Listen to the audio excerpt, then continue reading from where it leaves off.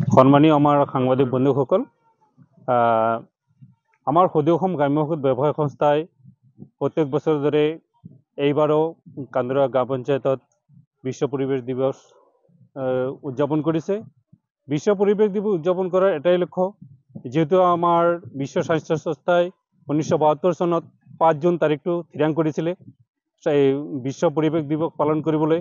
তাৰ লগত সংগতি ৰাখি আমাৰ সদৌ অসম গ্ৰাম্য ব্যৱসায় সংস্থাৰ সাংবিধানিক নিয়ম মতে আমি 5 জুন তাৰিখে বিশ্ব পৰিৱেশ দিৱসটো পালন কৰিবলৈ সক্ষম হৈছোঁ।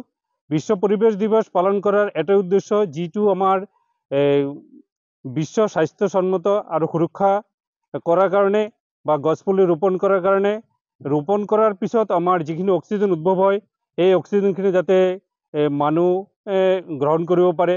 অক্সিজেনৰ কিমান দৰকাৰ, গছপুলিৰ কিমান দৰকাৰ, আমি কৰোণা কালত গম পাইছিলোঁ মানুহে কিমান কষ্ট কৰিছিলে। সেই কষ্টৰ অনুভৱত চাওক, আমি অক্সিজেন কিনিবলৈ গ'লে কিমান টকা লাগে।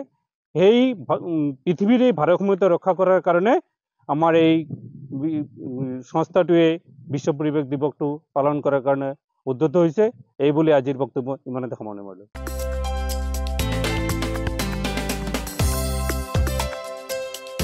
আপোনাৰ ঘৰখন আৰু অফিচ চালে চকুৰোৱাকৈ সজাওক। আজি আহক সকলো ধৰণৰ অত্যাধুনিক ফাৰ্নিচাৰৰ বাবে চিটি ফাৰ্নিচাৰ 6 মাইল গুৱাহাটী। আমাৰ ঠিকনা 6 মাইল পাঞ্জাবাৰী ৰোড, পুৰবিতাৰীৰ সন্মুখত, গুৱাহাটী। আমাৰ যোগাযোগ নম্বৰ 9435013969।